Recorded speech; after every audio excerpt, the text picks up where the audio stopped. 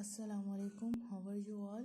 آج ہم اردو کا صفحہ نمبر 19 پر خاکے سے کہانی بنائیں گے۔ ہمیں خاکہ دیا ہوا ہے، ہم نے اس کے مطابق کہانی لکھنی ہے۔ خاکے کو ایک بار پڑھ لیں۔ فرسٹ ہمیں کیا دیا؟ ایک لومڑی بھوکی تھی، درخت پر کوے کے منہ میں پنیر کا ٹکڑا۔ لومڑی نے سوچا پنیر کیسے حاصل کروں۔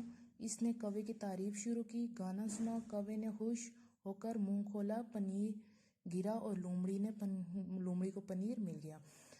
ماحول کیسا ہوگا؟ منظر نگاری کریں۔ کیا کہا ہوگا؟ مکالمہ شامل کریں۔ کہانی کا اختتام ایسے کریں کہ یہ نہ لگے کہ کہانی ایک دم سے ختم ہو گئی ہے۔ آپ نے یہ ہنٹ دی ہوئی ہے، آپ نے اس سے کہانی لکھنی ہے۔ اوکے، دوسری کہانی کیا ہے؟ ایک امیر آدمی سفر پہ گیا، 100 من لوہا اپنے دوست کے پاس امانت رکھ گیا۔